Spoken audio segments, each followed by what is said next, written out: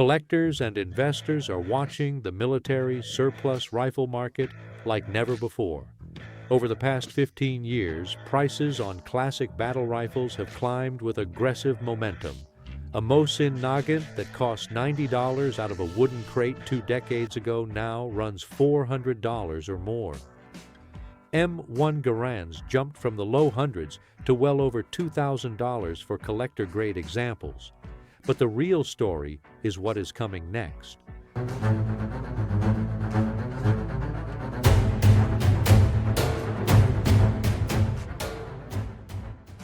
Number 5. The Arisaka Type 99. The Japanese Arisaka Type 99 is one of the most misunderstood and historically underappreciated rifles in the collector world. For decades, these weapons were viewed as cheap surplus junk, often brought back in duffel bags by returning GIs and subsequently ignored. You could grab one for next to nothing at local gun shows. That era is definitively over. The market data shows demand for used Arisaka Type 99 rifles jumped significantly over the past year alone. Prices climbed steadily, but the ceiling is far higher than most realize. But here is the key. Arisakas remain the ultimate gateway drug for new military surplus collectors. Thanks to historical media and video games, an entire generation has discovered these Pacific theater weapons. They are interested, they are buying, and finite supply is the problem now.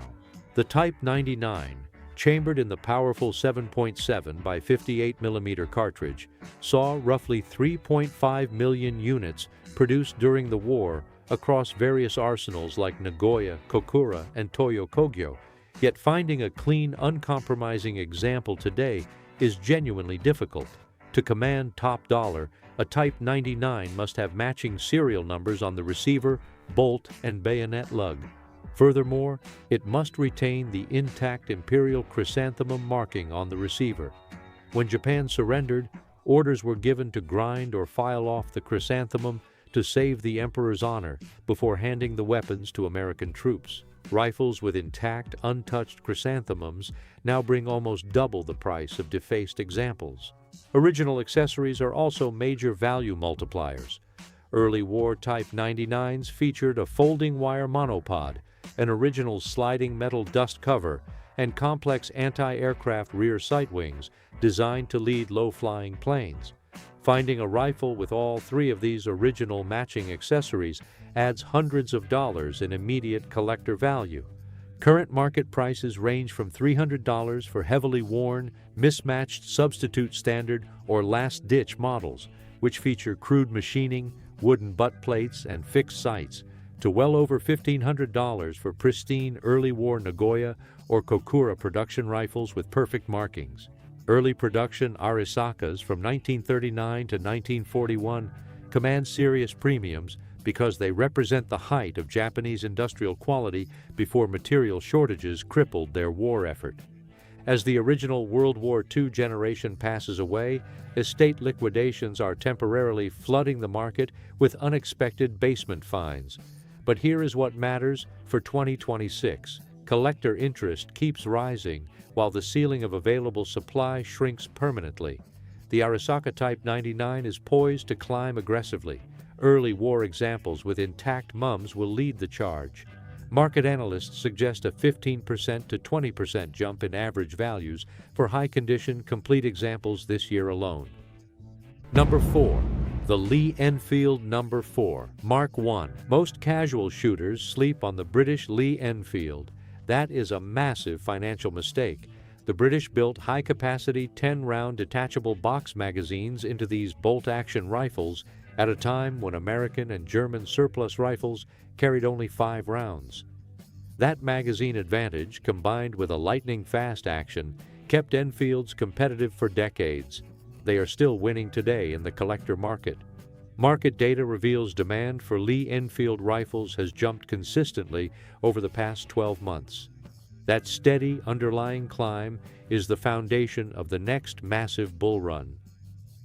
Standard condition, No. 4, Mark I rifles currently range from $500 to $800 depending on the specific manufacturing factory and the clarity of markings. The upgraded number 4 Mark II variant, which shifted the trigger pivot from the trigger guard directly to the receiver for a crisper, more reliable pull, frequently brings $800 to $1,200 in excellent condition. These prices are currently stable, but stability in the surplus market simply means the spring is coiling for steady appreciation. The fixed supply means every pristine Enfield pulled from the market into a private collection never comes back. There are no massive government crates sitting in foreign warehouses waiting for import, just finite quantities aging gracefully in collector safes. The British and their Commonwealth allies made millions of these rifles across multiple factories, yet the modern market is absorbing them far faster than fresh supply appears. Canadian long branch production, British Fazakerley production, and the highly desirable Savage-made Lend-Lease variants, stamped with U.S. property, all command different specialized premiums. Early wartime production guns fetch significantly higher prices due to historical provenance. Post-war manufacturing runs, like the Irish Contract No. 4 Mark IIs, remain highly sought after for their pristine, often unfired, mummy-wrapped condition. Here is the definitive prediction for 2026. Lee-Enfields will hold their baseline value solidly, while early war and pristine unissued examples appreciate hard. Why? Because new shooters are discovering the incredible mechanics of this rifle. The Enfield utilizes a cock-on-closing bolt action. Unlike the Mauser, which cocks the firing pin when lifting the bolt handle, the Enfield cocks when pushing the bolt forward. This distributes the physical effort, making it the fastest bolt-action combat rifle ever designed, famously capable of the rapid mad-minute volume of fire. Many incorrectly claim the .303 British hits harder than the 7.62 by 54R, but the reality is the opposite. The Russian round is ballistically superior. However, the .303 British is a legendary rimmed cartridge, offering incredibly smooth feeding, exceptional accuracy, and proven stopping power. That mechanical superiority drives demand among practical vintage match shooters, not just historical collectors. When active shooters buy alongside deep-pocketed collectors, available supply vanishes and values spike. Pristine long-branch Canadian guns and U.S.-made Savage No. 4 Mark I star variants attract serious, aggressive bidders at major auctions. Condition and absolute originality command premiums that grow annually. This year, we expect 10% to 15% appreciation across the board, with rare unissued examples pushing even higher. The Lee-Enfield is sleeping right now. It is about to wake up and permanently reprice. Number 3. The Mosin Nagant. You probably own a Mosin. Half of the American firearms community owns a Mosin Nagant. Prices bounced around at the absolute bottom of the market for years because surplus supply seemed mathematically endless. Then, almost overnight, supplies were not endless anymore. The market shifted incredibly fast. Mosin Nagant prices were literally $60 to $90 in the late 1990s and early 2000s. You could buy them out of wooden barrels at hardware stores. Geopolitical shifts and import bans changed everything. Collectors started buying them by the crate. Now, standard 9130 rifles routinely run $350 to $500 depending on condition, year, and arsenal. That aggressive price climb happened in about 15 years. It was not overnight, but it was incredibly steady. Demand has only grown since the cheap imports dried up. New shooters discovering historical video games learned the Mosin has a legendary, battlefield-proven reputation. Its durability is real. The 7.62 by 54R cartridge, in continuous military service since 1891, hits like a hammer, ballistically rivaling the .30-06. It is a rugged, practical battle rifle that simply functions regardless of mud, ice, or abuse. That rugged appeal aggressively drives collector demand. The M9130 remains the most common variant, specifically those produced by the Izhevsk and Tula arsenals. However, the shorter M38 and M44 carbines command steep premiums because they are lighter, handier, and visually striking. The supply of good matching number carbines keeps dropping rapidly, pushing prices into the $500 to $750 range. To truly understand the skyrocketing Mosin market, look at the Finnish captures. Finland took captured Soviet Mosins and completely rebuilt them with heavy, match-grade barrels produced by Sako, VKT, and Tika. The resulting Finnish M39 is widely considered the most accurate and desirable Mosin ever created.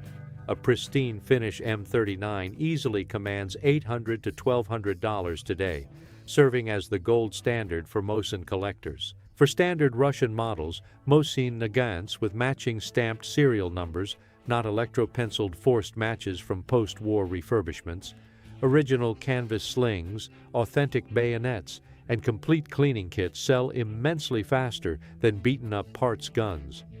Condition matters now more than ever. It never mattered when they were $90 throwaway rifles. This shift in collector mentality means the pricing structure has fundamentally fractionated. Common, rough-condition rifles stay relatively accessible, but high-quality pre-war examples with highly desirable hexagonal receivers climb aggressively. Rock Island auction data shows the Mosin Nagant market experiencing a massive collector renaissance. The rifle that was essentially free for an entire generation is now recognized as a vital piece of collectible world history. Pop culture popularity and a massive surge in Soviet military history interest push demand violently upward. Supply exhaustion is the undeniable driver here. Crates of Cosmoline-soaked surplus Mosins simply are not arriving on cargo ships anymore. Private collections now hold almost all remaining high-quality examples. For 2026, expect 10% to 15% appreciation across the board. Authentic matching numbers, hex receivers, and original pre-war conditions will command uncompromising premiums. The carbine variants and Finnish M39s will appreciate faster than the standard infantry rifles. The Mosin is definitively no longer the cheap throwaway gun of the surplus world. It is a serious collector piece and a tangible piece of history. Prices finally reflect that reality now. They will keep reflecting it upward as remaining supply tightens. Number 2. The K98k Mauser. The German carabiner 98k, or K98k, is the absolute grandfather of modern bolt-action rifles. Military forces across the globe adopted the Mauser 98 action because it was mechanically flawlessly. Utilizing its massive claw extractor for controlled round feeding, it is the most widely distributed military rifle design in human history. German domestic production, Turkish variants, Romanian contract guns, and Yugoslavian clones saturated the globe. On paper, supply should be endless. It is not. The cream of the crop got picked over decades ago, and high-quality German examples disappeared into locked safes incredibly fast. Authentic German K98k rifles from pre-war production and early wartime output command staggering premiums today. The original script incorrectly claimed the BYF manufacturer code belonged to Krieghoff and Mauser. In reality, the BYF code was assigned exclusively to Mauser Werke in Oberndorf, while Krieghoff utilized FZS. Understanding exact historical codes, such as CE for J.P. Sauer, BNZ for Steyr, and DOT for Waffenwerke Brunn, separates casual buyers from serious investors. Rifles bearing these specific Nazi-era production codes attract massive crowds at elite gun shows and high-end auctions. Collectors desperately want that historical marker. Pricing is deeply fragmented based on provenance and originality. Yugoslavian M48 clones, built after the war with intermediate-length actions, sit at the cheaper end. But even those are climbing rapidly. A good Yugo M48 that ran under $300 5 years ago now commands $500 to $650 in shooter condition. The real money is in authentic German production. After World War II, the Soviets captured millions of K98Ks, disassembled them, hot-blued the metal, shellacked the wood, and electro-penciled new serial numbers onto mismatched parts. These Russian capture or RCK98Ks, used to be cheap entry points. Today, even a mismatched Russian capture sells for $800 to $1,200. If you want an original, non-captured, all-matching German K98k, a GI bring back, you are entering a different financial stratosphere. Auction data documents fully matching German K98Ks, routinely selling between $2,500 and $5,000, depending on manufacturer code and year. The collector market views the Mauser 98 as the absolute top-tier action design. The controlled feed cartridge, reliable three-position flag safety, and over-engineered quality appeal to deep-pocketed collectors. This is a fundamental respect for superior mechanical design. German military small arms were engineered at an exceptionally high standard during the early war years, building unbreakable price floors. The Mauser prediction for 2026 is aggressive appreciation across the board, with explosive premiums for fully matching early German production. Expect 10% to 15% climbs on common Yugo and Turkish variants as entry-level buyers get priced out of German guns. Pristine, all-matching wartime production could easily spike 20% to 25% as elite collectors bid against each other for perfect assets. Bore condition, matching numbers, and original intact Waffenamt markings drive these pricing differentials. As supply tightens, new shooters and historians bid prices violently upward. That historical demand is durable. That financial demand will keep climbing. Number 1. The M1 Garand. The M1 Garand is the absolute heavy hitter of the surplus market. This rifle definitively won World War II. General George S. Patton called it the greatest battle implement ever devised. Soldiers loved it. Modern collectors worship it. Escalating prices prove this worship translates to massive financial value. Standard Garands currently bring $1,200 to $1,800 on the secondary market. Premium, completely original World War II-era examples push well beyond $2,500, with rare variants crossing the $4,000 threshold. That is verified, documented auction data from the past 12 months. 20 years ago, a decent Garand cost a few $100s. Today, they are firmly entrenched in the four-figure bracket. That is not inflation. That is unadulterated scarcity. The primary supply source dried up. Foreign repatriation imports stopped decades ago, while the Civilian Marksmanship Program, or CMP, still sells rifles. Their supply of original GI wood, wartime barrel Garands slowed to a crawl. The CMP relies heavily on expert-grade rifles, featuring newly manufactured commercial walnut stocks and commercial barrels. The introduction of commercial parts pushed the value of 100% authentic, original GI condition rifles into the stratosphere. Private sales now entirely dominate the collector market. Collectors hold them. Shooters treasure them. New original pieces only enter the market when older estates liquidate. When supply cuts that dramatically, prices move hard. Why does the M1 Garand command this reverence? It is the undisputed centerpiece of American military history. Firing the powerful .30-06 Springfield cartridge fed from an 8-round en-bloc clip, the Garand gave American infantrymen a massive semi-automatic advantage over bolt-action-equipped enemies. The iconic ping of the ejected clip is recognized universally. It is deeply connected to a historical moment people respect. That emotional connection drives auction prices beyond standard mechanical specifications. This is a battle rifle with immense cultural weight. That historical weight financially compounds. The Garand was produced by multiple manufacturers, creating a sub-market for specialized variants. Springfield Armory produced the majority, but World War II Winchester production attracts massive collector attention. Post-war Korean-era production brought in Harrington and Richardson, or H&R, and International Harvester, or IHC. Because International Harvester was a tractor company drafted into rifle production, their Garands, especially those with original LMR barrels, are highly sought-after rarities commanding massive premiums. Specific drawing numbers matter. Exact barrel dates matching receiver serial numbers matter. Variations like original World War II lock bar rear sights versus post-war stamped sights matter immensely. This intense fractioning allows educated collectors to hunt for value.